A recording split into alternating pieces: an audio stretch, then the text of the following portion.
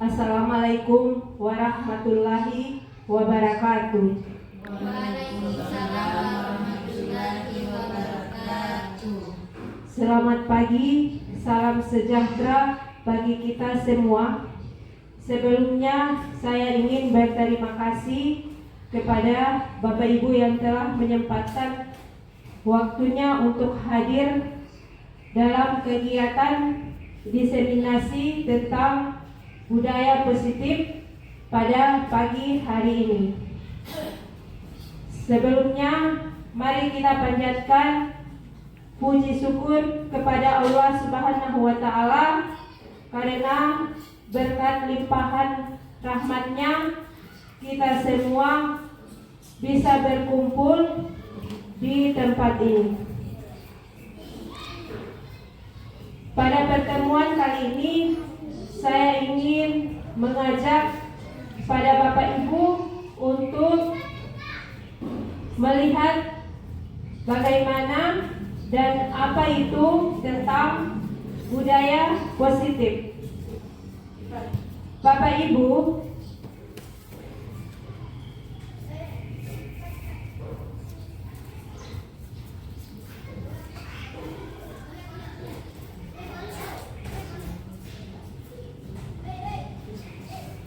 saya awali dengan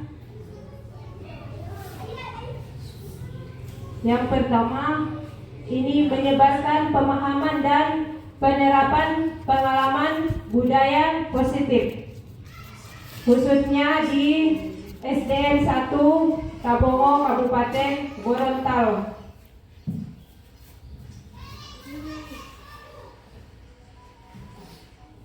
Bapak Ibu, perlu diketahui bahwa budaya positif itu meliputi perubahan paradigma stimulus respon, konsep disiplin positif, keyakinan keras, pemenuhan 5 kebutuhan dasar manusia, 5 posisi kontrol, dan segitiga restitusi. Budaya positif dapat berupa yang pertama, mendorong peserta didik untuk mampu berpikir dan bertindak. Yang kedua, menimbulkan rasa aman dan nyaman. Yang ketiga, lebih mandiri dan bertanggung jawab.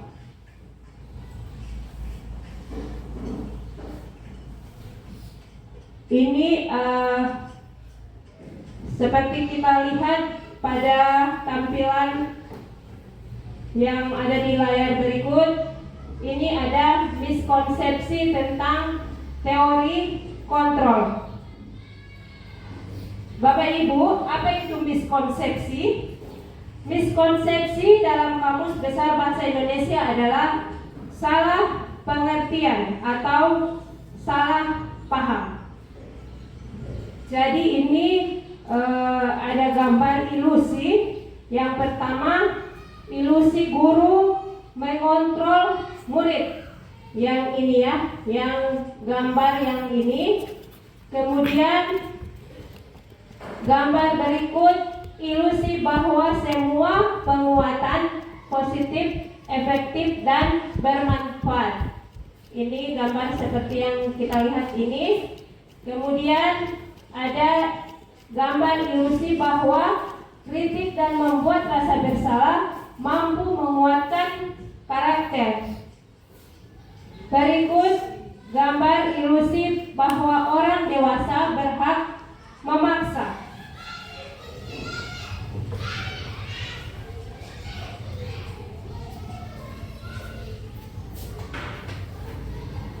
Gambar ilusi tersebut atau miskonsepsi tentang teori kontrol ini menurut Dr. William Glasser.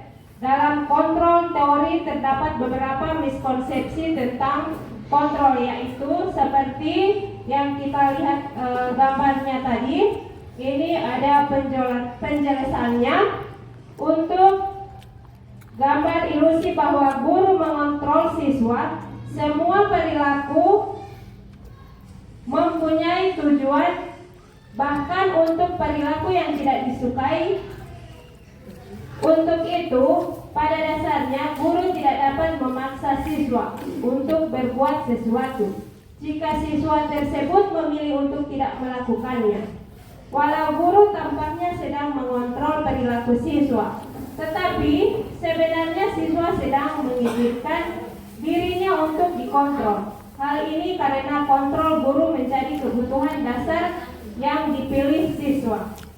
Jadi ini adalah penjelasan daripada gambar seperti ini.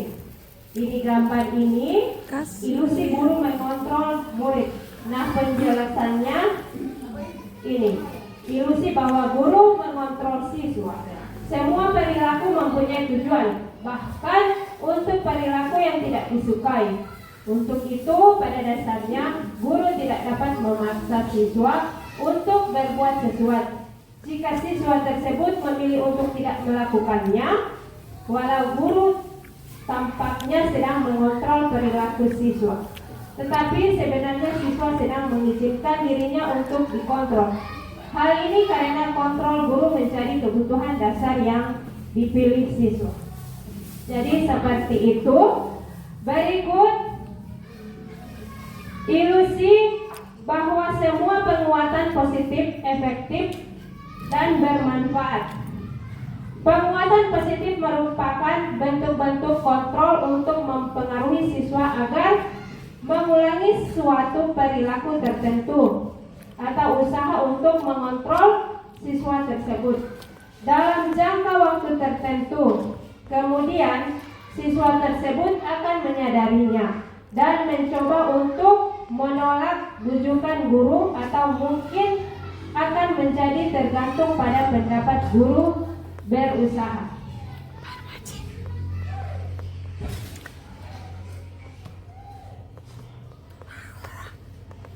Berikut penjelasan tentang ilusi bahwa kritik dan membuat orang merasa bersalah dapat menguatkan karakter. Menggunakan kritik dan rasa bersalah untuk mengontrol siswa membuat siswa menuju identitas yang gagal, karena secara tidak langsung mengajarkan mereka belajar untuk merasa buruk tentang dirinya sendiri. Berikut penjelasan untuk gambar yang ini Pak Harmajia, yang seperti Bapak lihat, ilusi bahwa orang dewasa berhak memaksa. Nah, ini ilusi bahwa orang dewasa memiliki hak untuk memaksa. Maksudnya, perilaku yang memaksa tidak akan efektif untuk jangka waktu yang panjang dan bahkan dapat membentuk suatu permusuhan. Itulah penjelasan daripada miskonsepsi tentang teori kontrol menurut Dr. William Glasser. Dalam kontrol teori terdapat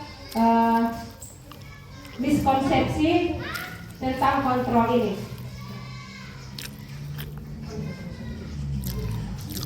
Berikut bagaimana seseorang bisa berubah dari paradigma stimulus respon kepada pendekatan teori kontrol. Nah, ini menurut Stephen R. Covey dalam prinsip Contract Leadership tahun 1991. Baik kita ingin membuat kemajuan, perlahan sedikit-sedikit ubahlah sikap atau perilaku Anda. Namun bila kita ingin memperbaiki cara-cara utama kita, maka kita perlu mengubah kerangka acuan kita. Ubahlah bagaimana Anda melihat dunia, bagaimana Anda berpikir tentang manusia. Ubahlah paradigma Anda, skema pemahaman dan penjelasan aspek-aspek tertentu tentang realitas. Ini menurut Stephen R. Covey. Bagaimana seseorang bisa merubah dari paradigma stimulus respon kepada pendekatan teori kontrol. Nah, ini dapat kita lihat tabel merubah paradigma stimulus respon ke pendekatan teori kontrol. Ini tabel stimulus respon tentang dunia. Kemudian yang di sebelahnya adalah teori kontrol tentang dunia. Pada stimulus respon tentang dunia, realitas atau kebutuhan kita sama. Akan tetapi pada teori kontrol tentang dunia, maka realitas atau kebutuhan kita berbeda. Jadi pada stimulus respon dengan teori kontrol itu berbeda. Dari contohnya seperti realitas atau kebutuhan kita itu sama. Itu menurut stimulus respon tentang dunia. Kemudian pada teori kontrol tentang dunia, realitas atau kebutuhan kita berbeda. Kemudian pada stimulus respon, semua orang melihat hal yang sama. Tetapi pada pendekatan teori kontrol, dia menjadi setiap orang memiliki gambaran berbeda. Berikut pada stimulus respon, kita mencoba mengubah orang agar berpandangan sama dengan kita. Akan tetapi pada teori kontrol, kita berusaha memahami pandangan orang lain tentang dunia. Berikut pada stimulus respon, perilaku buruk dilihat sebagai suatu kesalahan. Pada pendekatan teori kontrol, semua perilaku memiliki tujuan. Berikut stimulus respon, orang lain bisa mengontrol saya. Tetapi pada pendekatan teori kontrol, hanya Anda yang bisa mengontrol diri Anda. Jadi Bapak Ibu bisa dilihat perbedaan dari stimulus respon ke pendekatan teori kontrol. Contoh berikut, saya bisa mengontrol orang lain. Itu pada stimulus respon. Akan tetapi pada pendekatan teori kontrol, Anda tidak bisa mengontrol orang lain. Berikut, pemaksaan ada pada saat bujukan gagal. Itu termasuk pada stimulus respon. Akan tetapi pada teori kontrol, dia kolaborasi dan konsensus menciptakan pilihan-pilihan baru.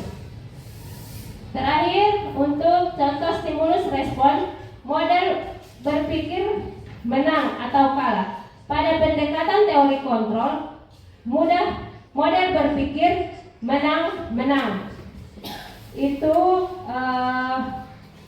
tabel daripada merubah paradigma stimulus respon ke pendekatan teori kontrol. Kita lanjut. Ini mengenai disiplin positif.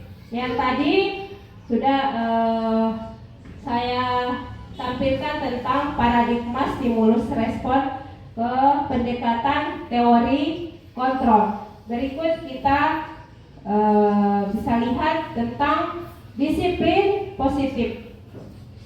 Disiplin berasal dari kata disiplina, yang artinya belajar. Disiplin mengacu pada disiplin diri yang memiliki tanggung jawab terhadap apa yang dilakukannya berdasarkan nilai-nilai yang dilayani. Disiplin positif merupakan salah satu cara penerapan disiplin yang bertujuan untuk menumbuhkan kesadaran serta memberdayakan peserta didik tanpa imbalan penghargaan atau reward, ancaman atau hukuman. Jadi ini pengertian tentang disiplin positif. Sebagai pendidik, Tujuan kita adalah menciptakan peserta didik yang memiliki disiplin diri sehingga mereka berperilaku mengacu kepada nilai-nilai kebajikan universal dan memiliki motivasi intrinsik dalam perubahan perilaku ke arah yang lebih baik. Nah, ini masih tetap disiplin positif. Sikap disiplin positif harus dimiliki oleh murid agar menjadi pribadi yang tertib dan bijaksana. Dengan adanya sikap disiplin positif ini diharapkan dapat membantu murid untuk meningkatkan rasa tanggung jawab terhadap ketertiban dan kenyamanan ketika pembelajaran berlangsung. Disiplin positif ini juga ada manfaatnya. Manfaat yang diperoleh dari disiplin positif adalah murid dapat memahami konsekuensi dari perilaku mereka.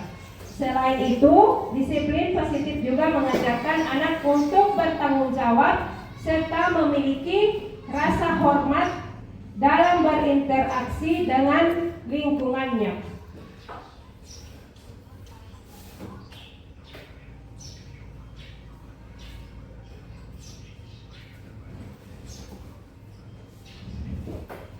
Masih dengan disiplin positif, menurut Bapak Ki Hajar Dewantara menyatakan bahwa di mana ada kemerdekaan, disitulah harus ada disiplin yang kuat. Sesungguhnya disiplin itu bersifat self-discipline, yaitu kita sendiri yang mewajibkan kita dengan sekeras-kerasnya. Tetapi itu sama saja, sebab jikalau kita tidak cakap melakukan self-discipline, wajiblah penguasa lain mendisiplinkan diri kita.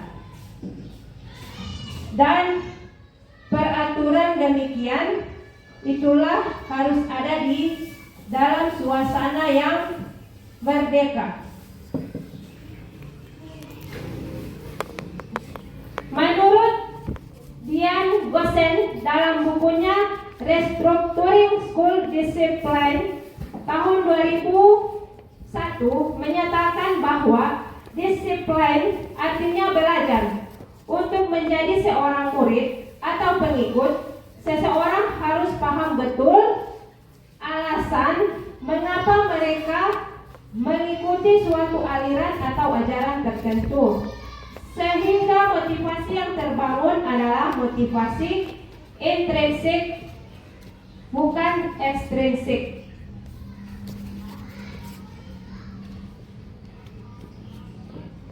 Berikut ini kita lihat seperti ada pada tampilan ini adalah nilai-nilai kebajikan. Nilai-nilai yang disepakati bersama, lepas dari suku bangsa, agama, bahasa maupun latar belakangnya. Ini ada contoh nilai kebajikan dari institusi atau organisasi. Saya hanya mengambil 3 dari organisasi, yaitu ada dari profil pelajar Pancasila. Nilai-nilai kebajikan pada profil pelajar Pancasila yaitu beriman bertakwa kepada Tuhan Yang Maha Esa dan berakhlak mulia, berkebinekaan global, gotong royong mandiri, bernalar kritis serta kreatif. Itu nilai-nilai kebajikan dari organisasi atau profil pelajar Pancasila. Yang berikut contoh nilai kebajikan dari organisasi IBO, Primary Years Program, yaitu ada toleransi, rasa hormat, integritas, mandiri, menghargai, antusias, empati, keingintahuan, kreativitas, kerjasama, percaya diri, dan komitmen.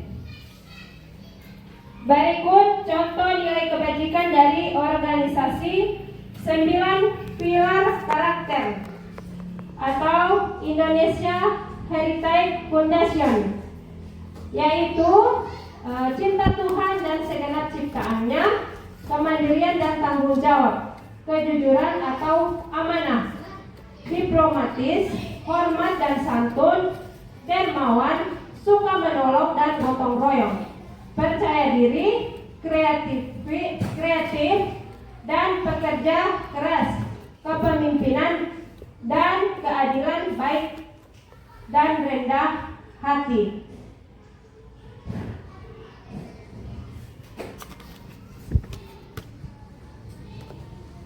Itu Bapak Ibu tentang disiplin.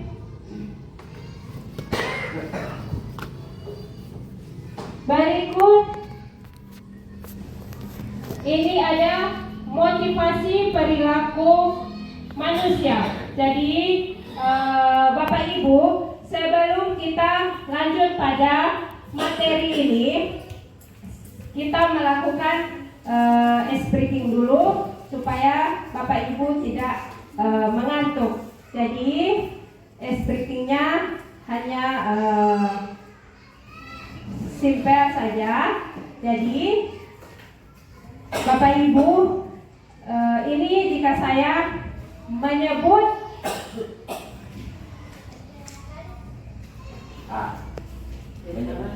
bersatu kali, Bapak Ibu menjawab ber. Jadi kalau saya menyebut bersatu kali, Bapak Ibu menyebut ber. Kalau saya menyebut ber 2 kali, berarti Bapak Ibu menjawab ber. Kalau saya menjawab ber 3 kali, jadi jawabnya ber. Jika saya menyebut berkali-kali, maka Bapak Ibu menjawab cikiber. Ya, bisa ya Bapak Ibu? Ya, jadi kita mulai ya. Ber 2 kali. Ya, jadi ada yang kelebihan bernya. Jadi kemudian ber 1 kali. Ber 3 kali. Ber 2 kali. Ya. Berkali-kali. Cikiber. Ya, jadi ini mengetes fokus. Jadi ada Bapak Harmadi yang kurang fokus. Ya, baik, kita lanjut. Motivasi perilaku manusia. Menurut Dian Gosen dalam bukunya Restructuring School Discipline, menyatakan ada 3 alasan motivasi perilaku manusia. Yang pertama, motivasi eksternal, yaitu untuk menghindari ketidaknyamanan, hukuman, apa yang akan terjadi apabila saya tidak melakukannya. Jadi pada motivasi eksternal ini yaitu untuk menghindari ketidaknyamanan atau hukuman. Jadi Bapak Ibu perlu kita ketahui bahwa motivasi eksternal itu motivasi yang timbul dari luar ya, eksternal dari luar. Kemudian di situ dinyatakan apa yang akan terjadi apabila saya tidak melakukannya. Kemudian untuk motivasi masih eksternal juga, ini untuk mendapatkan imbalan atau penghargaan dari orang lain. Jadi ini juga motivasi dari luar, yaitu untuk mendapatkan imbalan atau penghargaan dari orang lain. Di situ ada pernyataan apa yang akan saya dapatkan apabila saya melakukannya. Jadi ini pernyataan ini dia mengharapkan imbalannya atau penghargaan. Jadi Bapak Harmaji, ini pernyataan apa yang akan saya dapatkan apabila saya melakukannya. Berarti itu motivasi dari luar. Ini untuk mendapatkan imbalan atau penghargaan dari orang lain. Kemudian motivasi internal, tujuan disiplin positif. Nah, motivasi internal ini adalah tujuan disiplin positif, yaitu untuk menjadi orang yang mereka inginkan dan menghargai diri sendiri dengan nilai-nilai yang mereka percaya. Pernyataan di situ, saya akan menjadi orang yang seperti apa bila saya melakukannya. Jadi motivasi internal ini adalah motivasi yang timbul dari dalam diri kita. Ya, jadi seperti itu Pak Harmaji. Motivasi internal itu diharapkan ada pada diri kita ya. Jadi itu untuk menjadi orang yang mereka inginkan dan menghargai diri sendiri dengan nilai-nilai yang mereka percaya. Ya, kalau seperti contoh di kehidupan kita beraktivitas sehari-hari ini, yaitu bagaimana kita itu bisa bermanfaat, itu bisa kita timbulkan dari dalam diri kita. Jadi motivasi internal kita timbulkan dari dalam diri kita, bagaimana kita itu bisa bermanfaat untuk orang lain.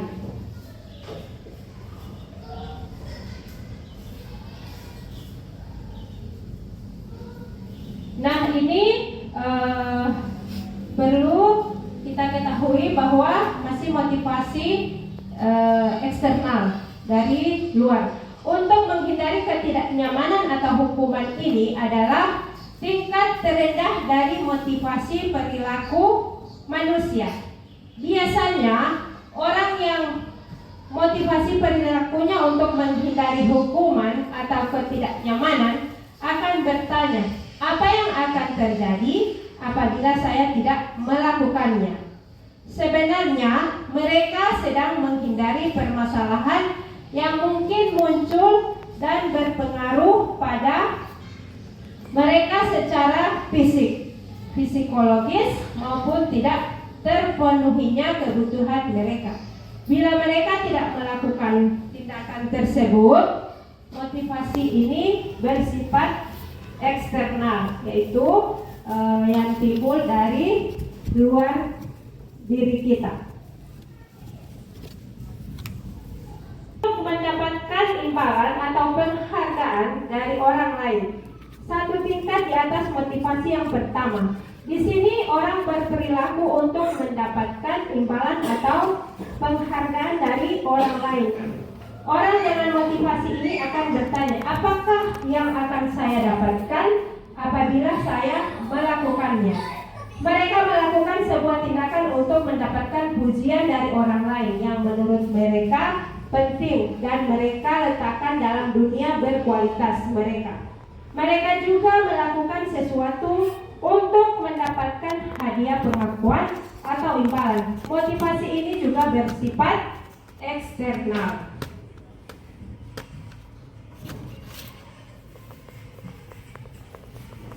Berikut, untuk menjadi orang yang mereka inginkan dan menghargai diri sendiri dengan nilai-nilai yang mereka percaya. Orang dengan motivasi ini akan bertanya, akan menjadi orang yang seperti apa bila saya melakukannya? Mereka melakukan sesuatu karena nilai-nilai yang mereka yakini dan hargai. Dan mereka melakukannya karena mereka ingin menjadi orang yang melakukan nilai-nilai yang mereka yakini tersebut.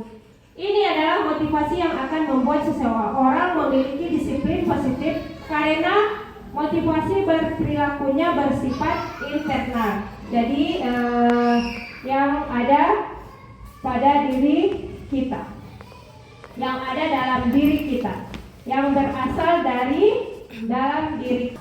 Nah, itu motivasi intrinsik ya. Motivasi yang timbul dari diri seseorang, tidak perlu adanya rangsangan dari luar. Dari dalam diri seseorang sudah ada dorongan yang menimbulkan mereka untuk melakukan sesuatu. Motivasi intrinsik timbul karena keinginan diri sendiri, karena hobi atau karena kesadaran diri sendiri.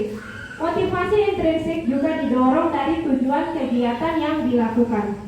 Sebagai contoh adalah kegiatan belajar. Belajar tentu memiliki tujuan yang ingin pandai dan mendapatkan nilai yang lebih baik. Seorang siswa yang belajar dengan sungguh-sungguh karena mereka ingin mendapatkan ilmu dan pengetahuan. Motivasi intrinsik bisa dikatakan sebagai bentuk motivasi yang dimulai dari dorongan dari dalam diri untuk mendapatkan sesuai yang penting dari kegiatan belajar tersebut. Ini Bapak Ibu, ini ada konsep disiplin dengan identitas gagal.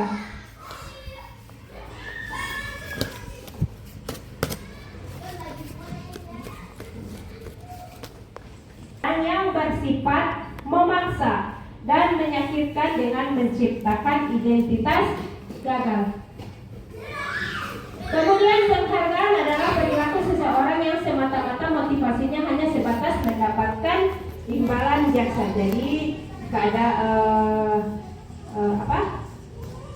aktivitas yang hanya semata-mata dilakukan untuk mendapatkan suatu imbalan. Ini termasuk pada penghargaan. Berikut masih mengenai hukuman. Hukuman bersifat tidak terencana atau tiba-tiba.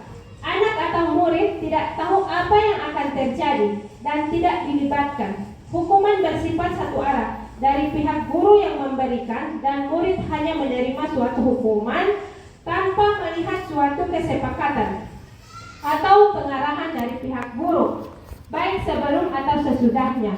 Hukuman yang diberikan bisa berupa fisik maupun psikis. Murid atau anak disakiti oleh suatu perbuatan atau kata-kata. Ini adalah merupakan hukuman.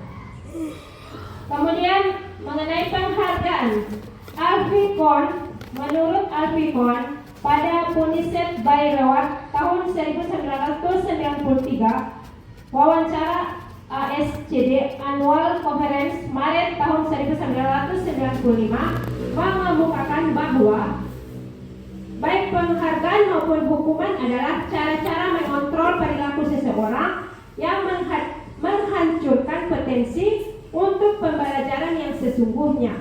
Menurut Kohn, secara ideal, tindakan belajar itu sendiri adalah penghargaan. Sesungguhnya, menurut Kohn, secara ideal, tindakan belajar itu sendiri adalah penghargaan sesungguhnya. Kohn selanjutnya juga mengemukakan beberapa pernyataan dari hasil pengamatannya selama ini tentang tindakan memberikan penghargaan yang nilainya sama dengan menghukum seseorang.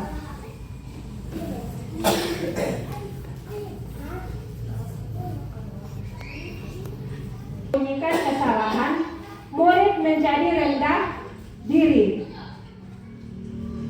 Yang termasuk pada penghargaan yaitu tidak efektif, merusak hubungan atau sifat iri, mematikan kreativitas, menghukum dengan sistem ranking, kemudian merampas hak menghargai dirinya. Ini adalah hukuman dan penghargaan itu termasuk pada konsep disiplin dengan identitas gagal. Kemudian konsep disiplin dengan identitas sukses, yaitu ada konsekuensi dan juga restitusi. Yang termasuk pada konsekuensi itu yaitu penguatan jangka pendek, perlu monitoring berkelanjutan, stimulus atau respon, murid menghormati peraturan, kemudian kehilangan waktu untuk merenungi kesalahan.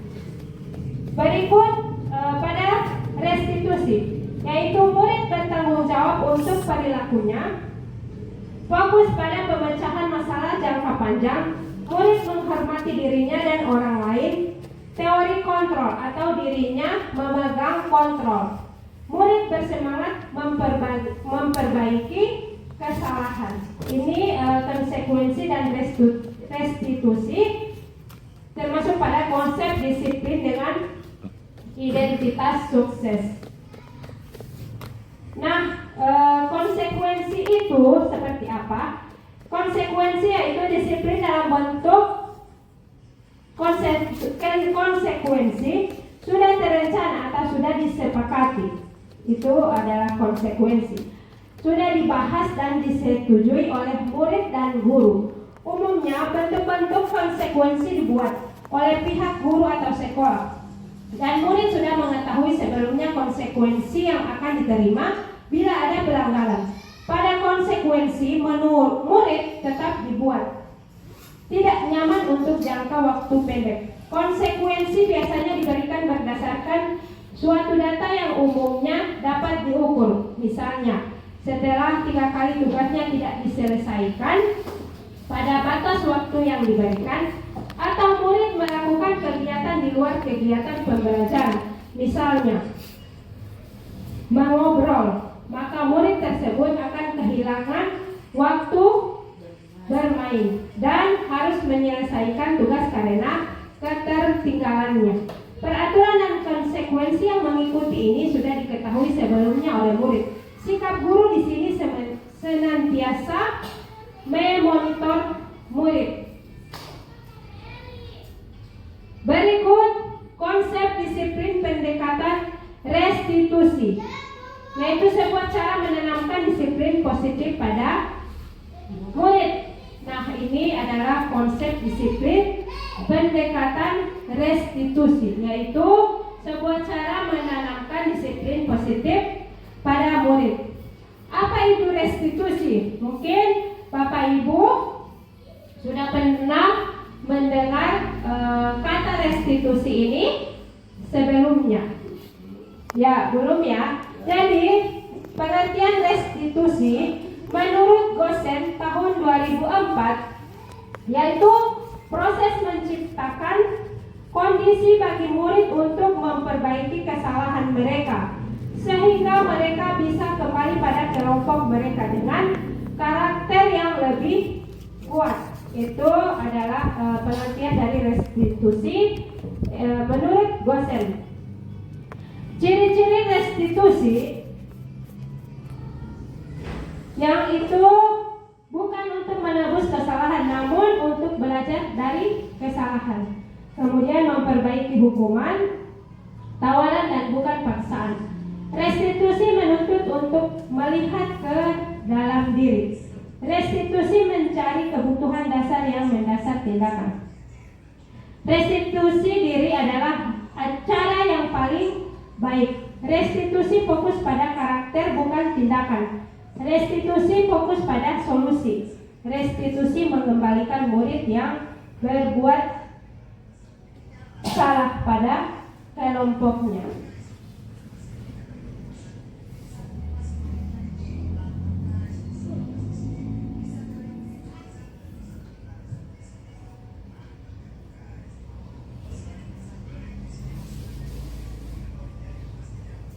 Ini perbedaan antara hukuman, konsekuensi, dan restitusi. Jadi yang materi yang dari awal itu saya ingin bertanya kepada Bapak Ibu, apakah ada yang perlu dipertanyakan sebelum kita lanjut pada materi selanjutnya, atau pertanyaannya nanti setelah selesai materinya? Ya, setelah materi ya. Ya, jadi lanjut. Ini adalah perbedaan contoh kasus. Siswa sering tidak mengerjakan PR. Jadi ini ada hukuman, konsekuensi dengan restitusi. Jadi bisa dilihat bagaimana ketika anak ini diberi hukuman, kemudian bagaimana dengan konsekuensi, kemudian bagaimana dengan tindakan restitusi. Ini kasus siswa sering tidak mengerjakan PR. Nah, pada hukuman, guru menghukum siswa tersebut hormat bendera selama 10 menit. Itu adalah contoh dari hukuman yang diberikan kepada siswa yang tidak mengerjakan PR. Kemudian guru marah dan murid takut. Ya, ini biasa mungkin kita melakukan hal ini, yaitu pemberian hukuman. Kemudian pada konsekuensinya pada siswa yang sering tidak mengerjakan PR, guru memberikan konsekuensi untuk mengerjakan PR-nya saat istirahat atau dikerjakan sebanyak 3 kali lipat. Nah, Bapak Ibu, ini contoh sering tidak mengerjakan PR. Mungkin apa yang kita lakukan yaitu kita memberikan kesempatan kepada anak ini untuk mengerjakan PR ketika pada saat waktu istirahat atau dikerjakan sebanyak 3 kali. Berarti itu merupakan konsekuensi. Kemudian ada juga guru tegas dan siswa menghormati peraturan. Itu termasuk pada konsekuensi. Kemudian jika kita menggunakan tindakan restitusi pada siswa yang sering tidak mengerjakan PR, yaitu guru menanyakan keyakinan kelas atau dirinya dan membantu siswa menyelesaikan masalahnya. Kemudian guru terbuka dan siswa menghormati dirinya dan orang lain. Nanti sebentar ada penjelasan tentang tindakan untuk restitusi.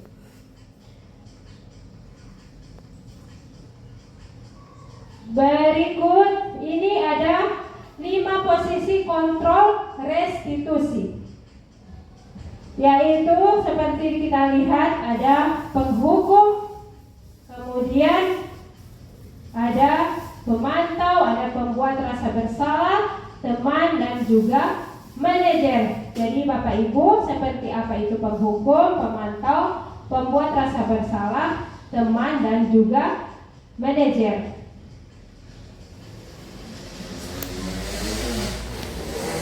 Nah, pada penghukum, seseorang penghukum bisa menggunakan hukuman fisik maupun verbal. Orang-orang yang menjalankan posisi penghukum senantiasa mengatakan bahwa sekolah memerlukan sistem atau alat yang dapat lebih menekan murid-murid lebih dalam lagi. Guru-guru yang menerapkan posisi penghukum akan berkata, patuhi aturan saya, atau awas, kamu selalu salah saja. Patuhi aturan saya, atau awas, kamu selalu saja salah.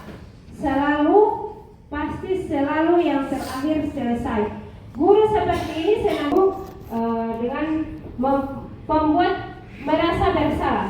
Jadi kita menggunakan kata-kata lembut, akan tetapi itu membuat anak itu merasa rendah diri dan dia tidak nyaman. Kemudian kalimat yang biasa digunakan, ibu sangat kecewa sekali dengan kamu. Berapa kali Bapak, misalkan ini contoh kalimatnya, berapa kali Bapak harus memberitahu kamu ya? Gimana coba kalau orang tua kamu tahu kamu berbuat begini? Di posisi ini, ketika kita mengatakan kalimat-kalimat seperti ini pada anak, di posisi ini murid akan memiliki penilaian diri yang buruk tentang diri mereka. Murid merasa tidak berharga dan tidak mengecewakan orang-orang disayanginya.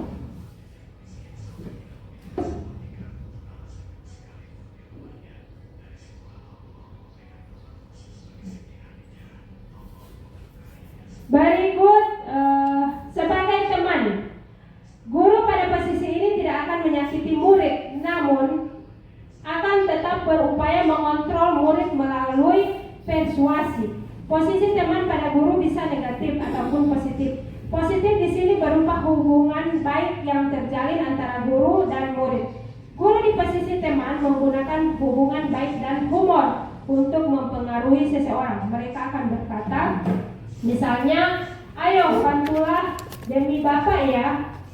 Ayo ingat tidak bantuan. Ayo ingat tidak bantuan Bapak selama ini. Oh, maksudnya diberi peringatan kepada anak bahwa bantuan Bapak selama ini. Ayo diingat tidak bantuan Bapak selama ini. Oh, berarti kalau seperti kalimat kasarnya itu macam bahasa kita itu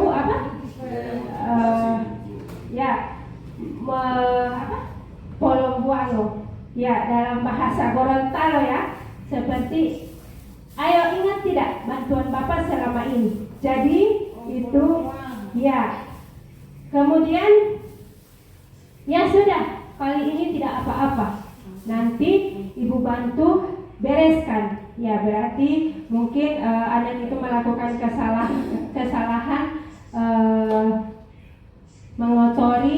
misalkan mengotori lantai. Jadi kita sebagai guru yang bertindak sebagai teman, yaitu ya mungkin kita akan mengatakan ya sudah, kali ini tidak apa-apa, nanti Ibu bantu untuk bereskan.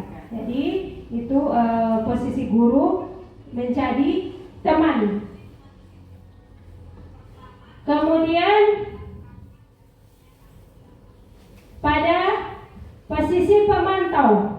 Memantau berarti mengawasi. Pada saat kita mengawasi, kita bertanggung jawab atas perilaku orang-orang yang kita awasi. Posisi pemantau berdasarkan pada peraturan-peraturan dan konsekuensi. Dengan menggunakan sanksi atau konsekuensi, kita dapat memisahkan hubungan pribadi kita dengan murid. Sebagai seseorang yang menjalankan posisi pemantau, pertanyaan yang diajukan seorang pemantau, misalkan, peraturannya apa? Apa yang telah kamu lakukan?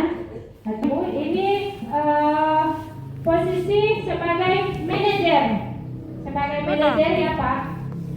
Jadi posisi terakhir ini, manajer adalah posisi di mana guru berbuat sesuatu bersama dengan murid, mempersilahkan murid mempertanggungjawabkan perilakunya, mendukung murid agar dapat menemukan solusi atas permasalahannya sendiri.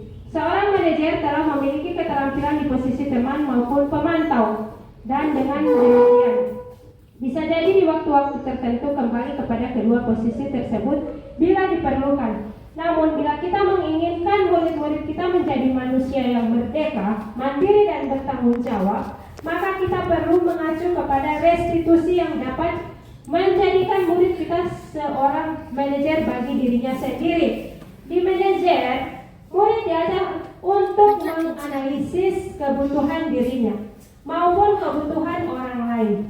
Di sini penekanan bukan pada kemampuan membuat konsekuensi, namun dapat berkolaborasi dengan murid bagaimana memperbaiki kesalahan yang ada. Seorang manajer akan berkata, ini adalah contoh kalimat dari orang yang menjadi seseorang menjadi manajer. Apa yang kita yakini? Kembali ke keyakinan kelas. Jadi antara kita dan murid itu yaitu harus menanyakan apa yang menjadi keyakinan kelas. Apakah kamu meyakininya? Maksudnya yang ditanya di situ untuk keyakinan kelas. Jika kamu meyakininya, apakah kamu bersedia memperbaikinya? Nah, jika kamu memperbaiki ini, hal ini menunjukkan apa tentang dirimu? Apa rencana kamu untuk memperbaiki hal ini? Tugas seorang manajer bukan untuk mengatur perilaku seseorang. Kita membimbing murid untuk mengatur dirinya. Seorang manajer bukannya memisahkan murid dari kelompoknya, tapi mengembalikan murid tersebut ke kelompoknya dengan lebih baik dan kuat. Itu adalah 5 posisi kontrol restitusi. Jadi ada pemantau, pembuat rasa bersalah, teman, penghukum manajer. Berikut kita pindah pada contoh penerapan 5 posisi kontrol. Nah, ini ada kasus siswa tidak memakai atribut lengkap saat upacara bendera. Jadi ini ya contohnya lagi. Sebagai penghukum, kita akan mengatakan patuhi aturan sekolah, lalu berdiri di depan barisan.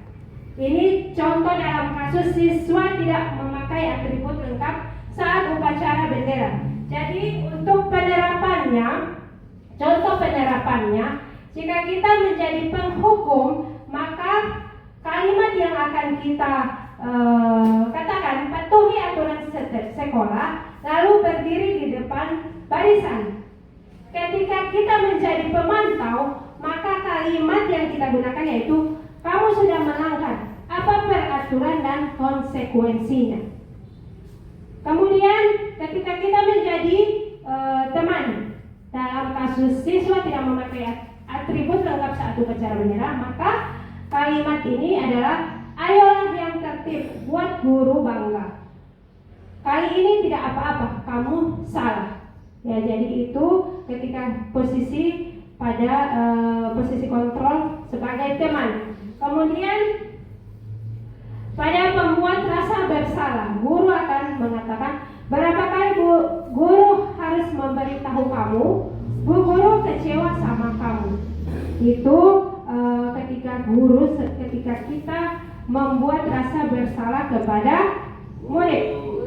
Kemudian sebagai manajer, kita akan mengatakan apakah kamu tahu kesalahanmu?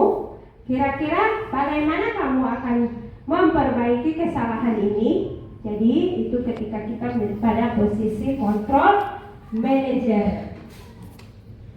Lanjut ya. Pak. Nah, ini ada kebutuhan dasar manusia. Kebutuhan dasar manusia adalah segala sesuatu yang dibutuhkan oleh manusia untuk mempertahankan keseimbangan kondisi fisiologis dan psikologis yang bertujuan untuk mempertahankan kehidupan dan kesehatan.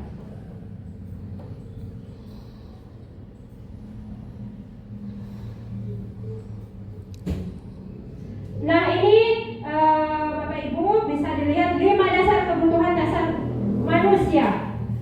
5 kebutuhan dasar manusia menurut Dr. William Glass, yaitu ada penguasaan, bertahan hidup, kasih sayang dan rasa diterima, kesenangan dan kebebasan. Ini ada penjelasannya, yaitu kebutuhan bertahan hidup adalah kebutuhan yang bersifat fisiologis untuk bertahan hidup, misalnya kesehatan, rumah dan makanan. Kebutuhan biologis sebagai bagian dari proses reproduksi termasuk kebutuhan untuk tetap bertahan hidup. Komponen psikologis pada kebutuhan ini meliputi kebutuhan akan perasaan aman. Ini adalah kebutuhan bertahan hidup. Ini ada pada kebutuhan dasar manusia.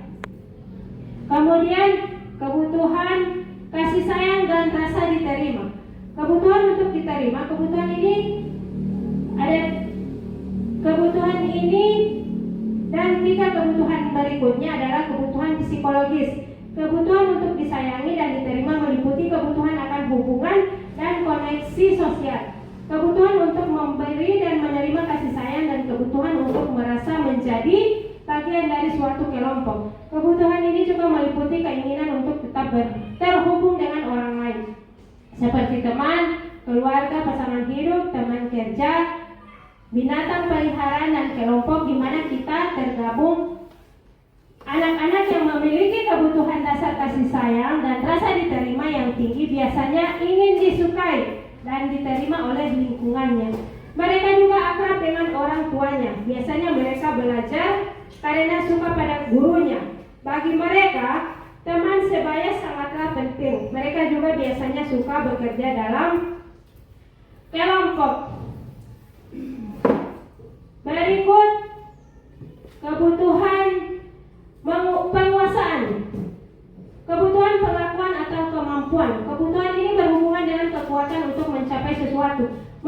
kompeten menjadi terampil, diakui atas prestasi dan keterampilan kita.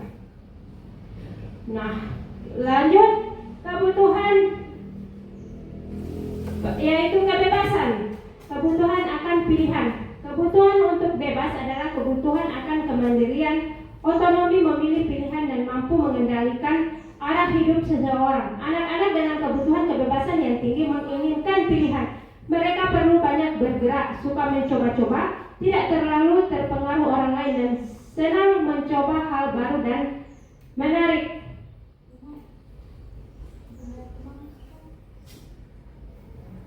Kemudian kebutuhan tentang kesenangan.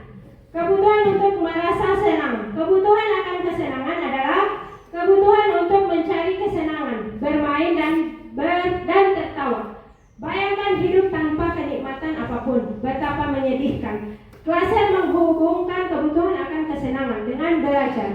Semua hewan dengan tingkat inteligensi tinggi, anjing, lumba-lumba, primata, dan lain-lain, bermain saat mereka bermain. Mereka mempelajari keterampilan hidup yang penting. Manusia tidak berbeda. Anak-anak dengan kebutuhan dasar kesenangan yang tinggi biasanya ingin menikmati apa yang dilakukan.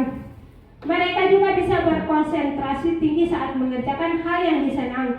Mereka suka permainan dan suka mengoleksi barang, suka bergurau, suka melucu, dan juga mengemaskan. Bahkan saat mereka bertingkah laku buruk, mereka masih terlihat lucu. Nah, kita pindah pada keyakinan keras. Keyakinan keras merupakan langkah penting untuk menciptakan lingkungan belajar yang kondusif dan memotivasi. Berikut adalah cara merumuskan keyakinan keras. Yang pertama, bertanya kepada murid tentang harapan di kelas. Jadi pada langkah bertanya kepada murid tentang harapan di kelas ini, yaitu kita ajak para murid berbicara tentang apa yang mereka harapkan dari kelas ini. Kemudian dengan mendengarkan harapan mereka, kita dapat merumuskan keyakinan kelas yang relevan. Kemudian membuat pertanyaan-pertanyaan positif. Misalkan keyakinan kelas harus berbentuk pernyataan positif. Contohnya, jika kita semua dapat belajar dengan giat, saling mendukung. Kemudian yang ketiga, jadikan keyakinan konsisten dan mudah diingat. Buatlah keyakinan kelas yang tidak terlalu banyak dan mudah diingat oleh semua warga kelas. Keyakinan yang sederhana akan lebih efektif dan dalam memotivasi dan mengingatkan kita selama proses pembelajaran. Berikut adalah beberapa contoh keyakinan kelas yang dapat diterapkan. Nah, Bapak Ibu, jika kita melakukan keyakinan kelas, jadi seperti tadi cara merumuskan keyakinan kelas.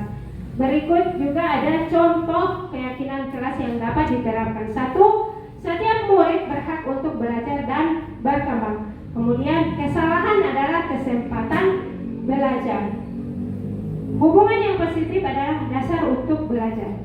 Kita bertanggung jawab atas lingkungan belajar bersama.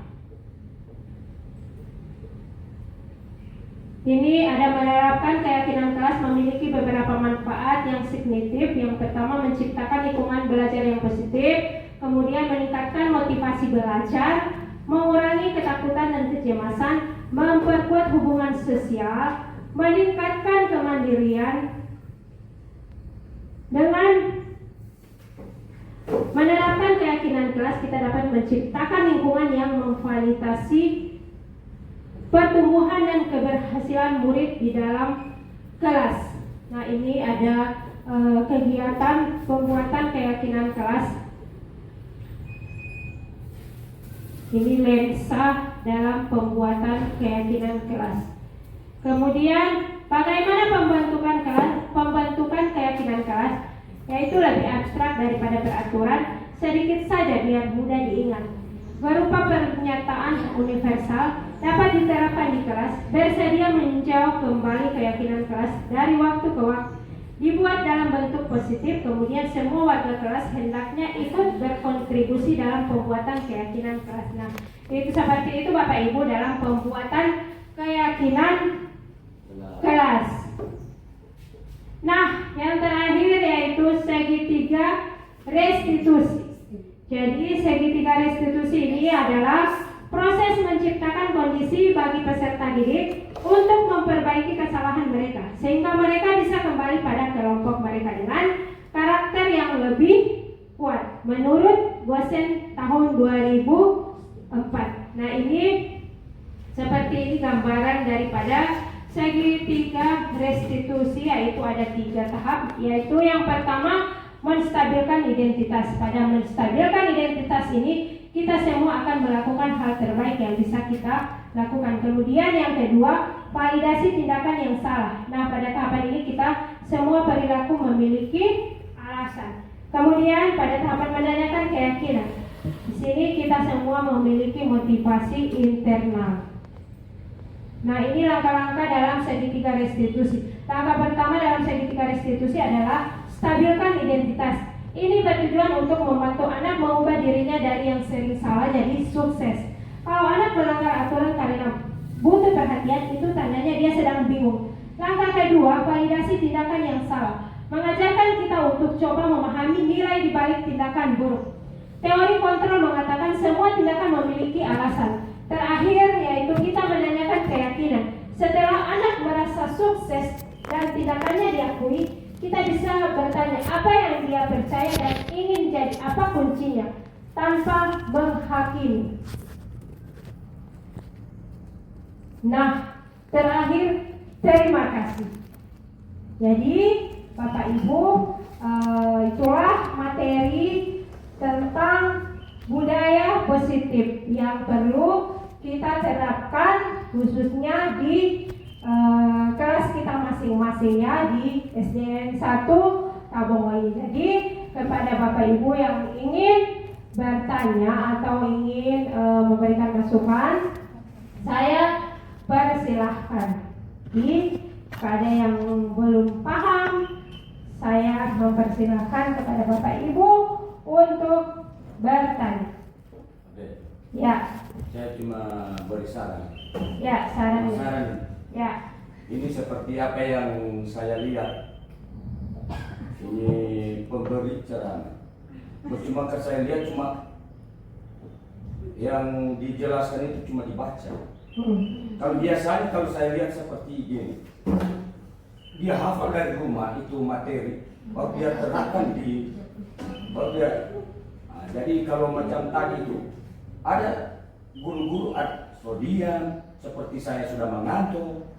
Ya, begini Pak, saya paham dengan masukannya Bapak. Ini Pak, materi diseminasi tentang budaya positif, yaitu seperti saya katakan yaitu sosialisasi. Jadi ini seperti ini sosialisasi yang saya berikan. Jadi kalau untuk penerapan yang seperti Bapak minta, materi saya hafal, kemudian saya akan lakukan, itu nanti ini adalah pemaparan atau sosialisasi tentang budaya positif. Jadi nantinya Bapak Ibu saya harapkan untuk bisa mengimplementasikan di kelas masing-masing. Jadi seperti ini adalah sosialisasi Pak, diseminasi tentang budaya positif. Jadi memang di dalam sosialisasi seperti ini ada banyak yang hal-hal yang terjadi seperti ada yang ngantuk. Jadi makanya tadi saya melakukan ya, terima kasih Pak. Berikut ada lagi ya. Terima kasih.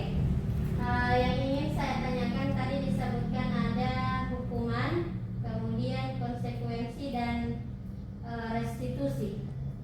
Ketika kita lakukan, contoh kasusnya apa disebut tadi Bu? Ya. Tidak mengerjakan PR ya? Ya. Mengerjakan PR. Contoh kasusnya seperti itu. Jika kita